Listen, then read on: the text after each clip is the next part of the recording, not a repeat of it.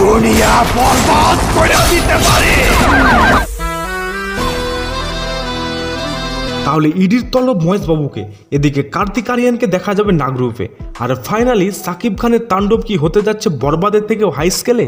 প্রথমে আসি মহেশ বাবুর কাছে। দক্ষিণী এই সুপারস্টারকে তলব করল ইডি।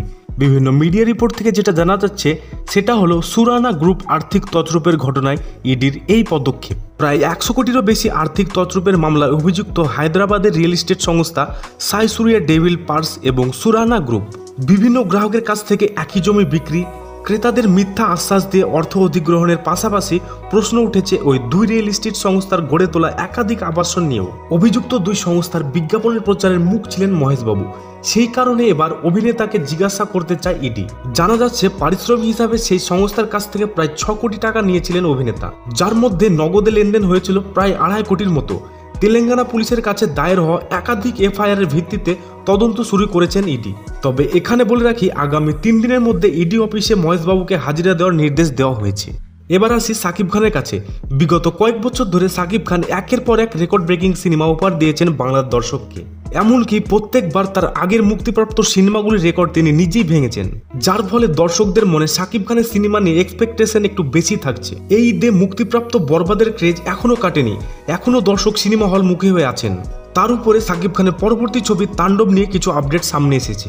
এটা তো সবাই জানে, এই তাণ্ডব ছবিটি পরিচালনা করবেন রায়হান রাফি, যিনি তুফানের মতো একটা ভালো মানের ছবি দর্শকদের উপহার দিয়েছিলেন। এই তাণ্ডব ছবিতে অ্যাকশন ডিরেক্টর হিসেবে থাকছেন বলিউডের নামি দামি অ্যাকশন ডিরেক্টর, যিনি বলিউডের একাধিক সিনেমাতে অ্যাকশন কোরিওগ্রাফ করেছেন। এবং এই ছবিটিও রায়হান রাফি বেশ লার্জ স্কেলে বানাচ্ছেন। তিনি এক ইন্টারভিউতে বলেন, সাকিব খানকে নিয়ে কাজ করা মানে এখন একটা চ্যালেঞ্জ, কারণ তার আগের ছবিগুলির থেকে আরও কয়েক গুণ বাজেট ও গুণগত মান বাড়াতে হবে। তিনি আরও বলেন, বরবাদকে ছাড়িয়ে যাবে তাণ্ডব। এই তাণ্ডব ছবিটি যে অ্যাকশনে ভরপুর হতে চলেছে, ছবির মোশন পোস্টার প্রমাণ দিচ্ছে।